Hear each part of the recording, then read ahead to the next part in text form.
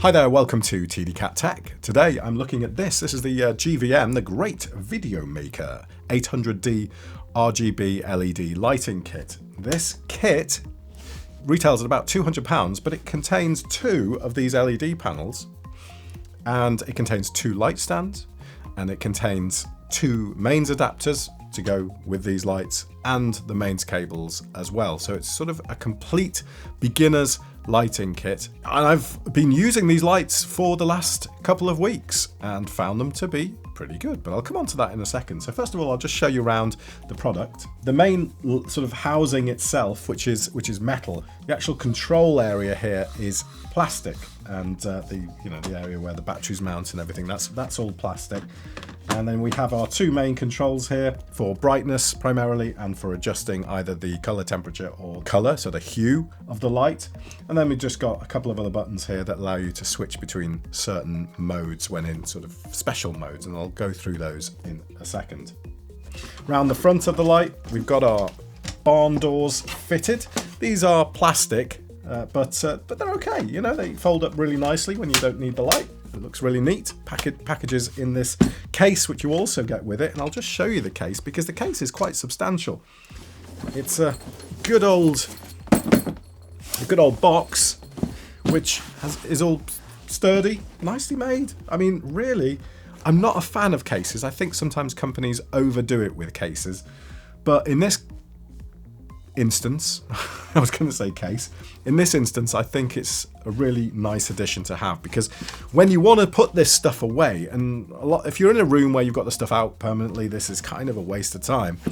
But when you do want to put things away, having a particular thing where they slot nicely, fit nicely, protected, free from dust, all that type of thing, easily carry them around with you. It's a really good thing to have as part of a kit like this for £200. I mean, amazing.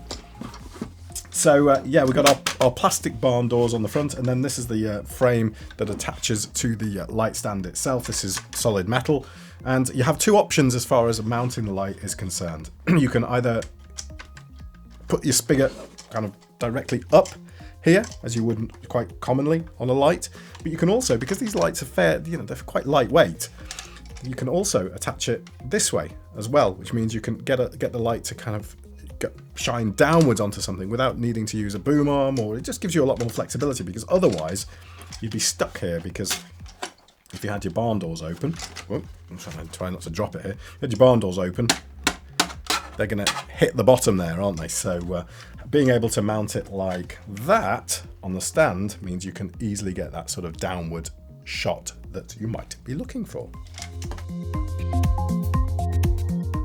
Alright, so it appears to have started in cop car mode.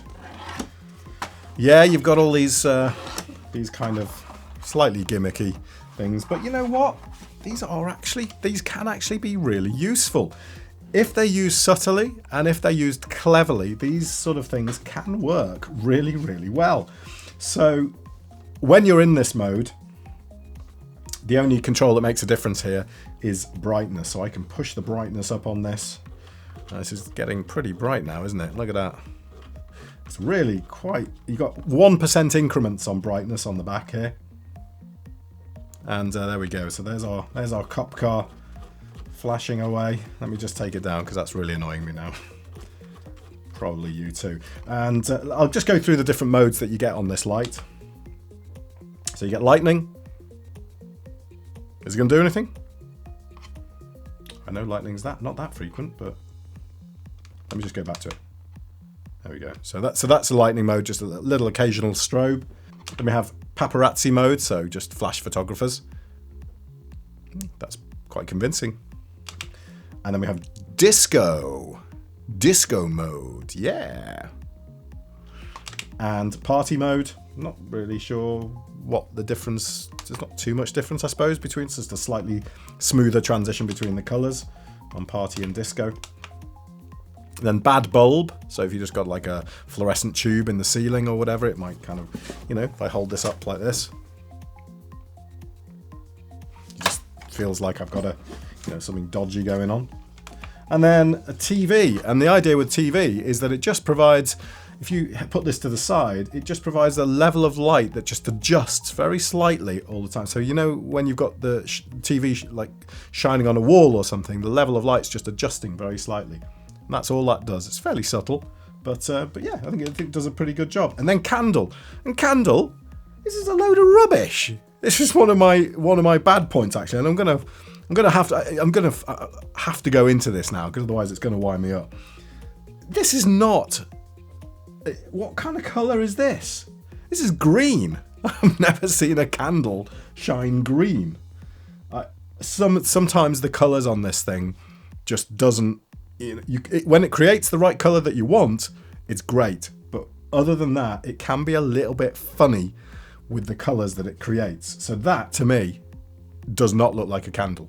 One really good thing about these lights is that they have a dedicated control just for brightness. So this one is completely separated off from this one, which controls either the hue, so the RGB colour, the saturation of that colour, or the colour temperature if you're in CCT mode. So right now, for example, I'm in CCT mode. I have a brightness set to 40%, and I want to match the lights in my studio here. So I'm going to set this to 5,600 Kelvin. If I want to change that to a colour now, I can just press that and go to hue, and I want to make it red. So I'm going to go to 0 on the 0 degrees on the colour wheel. And then I want to reduce the saturation to get a slightly more pink colour. So I can press that again and just reduce that saturation down while this brightness still stays at 40% because I haven't had to change that, or I don't need to change that at all. So let's just reduce that down to say 15 degrees. Sorry, 15%. And then let's push the brightness up a little bit and see how that looks. I'll just move my camera out and see whether you're convinced that that's a pinkish colour. There we go. Got a nice pink coming off that. It's a little bit bright, isn't it? But you get the idea. Unfortunately, you can only go up in 5% increments on this light. So as soon as I go to 5 degrees, look at the difference in colour between 0 and 5. 0 and 5. It's just enormous. I mean, there's no way that there would be that much difference in colour. And this is what, again, back to what I was talking about before. If you are happy with red and that's what you want as your background, it creates a beautiful red, this light. Don't get me wrong, it does a great job in that regard. But if you want to try and get something in between, not so good, right? So you've got all that difference between 0 and then when the next LEDs come in. And then look, from 5, 10, 15, 20, 25, 30, 35, there's hardly any difference at all. And now I'm up at 90 degrees. So this is creating a fairly decent green colour in the background. And let's keep on going. And then, oh, look at that. All of a sudden, 115 degrees, 120 degrees, and 125 degrees. Absolutely way too much difference. It's like as if it's a completely non-linear line of the colours changing. It's just got little blips where the colours suddenly just change an enormous amount. And that's really the only bad thing about this lighting, so I have to say. I'm going to just try and zooming in, actually, and see if we can actually see what's going on here at all. I'm probably going to have to... I don't know how well this will come out for you, but let's give it a go.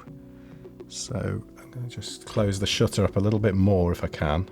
All right, there we go. We're right down at a shutter speed of 10,000th of a second now. So hopefully we can actually see what's happening. Yeah, so there's green, and then look, it immediately jumps to blue because that little LED on the side there comes in, and it comes in way too bright. As we keep on going through like this, we get very little change up until that point there. And see that one on the side there? That one's now going out. So now we've got this big difference between just blue, and now that one in the middle's come on. And so, yeah, these differences here, they're just not smooth enough. They're useless. Switching between the colours on this light isn't a great experience. And part of the reason for that, and this may not affect you in every way, is because when GVM sent these to me, they realised that they sent an old revision of these that only work on wireless. The wireless on these never worked very well. It's all over the internet. You know, people who have bought these have had no success with the wireless connection. It's a mess, really. So what they said to me was, well, we've actually updated them now to Bluetooth. It's a Bluetooth connection between the lights and the phone. And what that allows you to do is get 1 degree increments. So you can get just a finer change, so you don't have those big 5-degree jumps. I don't know whether that's true or not because I can't test it because these are old revision. But they came from Amazon, so Amazon are still shipping old revision lights. So if you order these from Amazon, make sure that you get the Bluetooth versions, because if you don't, well, just send them back and insist on getting the Bluetooth version, or check somehow to see that you are getting the Bluetooth version, because the Wi-Fi on this is a joke. It does not connect at all. It doesn't work. I mean, you can see the Wi-Fi on your phone and it will connect to it, but it won't actually connect to the device at all. So what do I like about this kit? Well, it's really good value for money. There's no doubt about that. What you get in this, you know, the 2 lights, the 2 stands, the mains adapters, the case, everything. For the quality of lights, for £200 to have RGB LED panel lights is fantastic value for money. No question. And again, the quality of the light that comes out of these, when you can get the colours that you want, and in the CCT mode there, is really good quality light. It creates nice kind of rich colours, no problems at all with that. So decent quality light from the LEDs. The mains cables that they come with are nice and long. And the fact they use NPF batteries, again, another bonus, because everybody has some of these, right? They're all over the place. These lights are perfect for a beginner in a small space. They're not that bright. So when you're using them in CCT mode, so like I've got my key light here, when you're using them in a small space, you'll have no problems whatsoever. However, in a bigger space, you probably need maybe a little bit more brightness to kind of provide the lux level that you need on your face. As I mentioned, yeah, the quality is good enough. It's a good value product, and I really can't say too much bad about it, but I do have a few points. So here we go.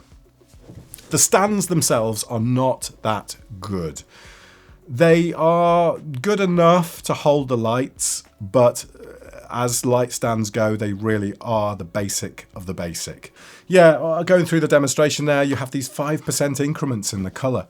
What's that about? That needs to be sorted. Like, the brightness levels can be increased and decreased by 1%, but the rest of it, 5%, that jumping of the colours, it's just really off-putting to use them in that way.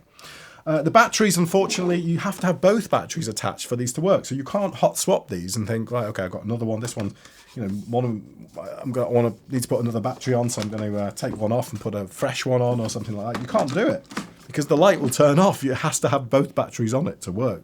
Very strange idea for a dual battery system like this. And it also doesn't remember the settings either. Well, that's not strictly true. It does remember the settings, but it doesn't remember which mode you were in. So if I turn it on, it will always turn on into CCT mode like that, and then I'll go into the hue mode like that. Now, it does remember what colour you were on last time, but you have to press that button to get into the RGB mode.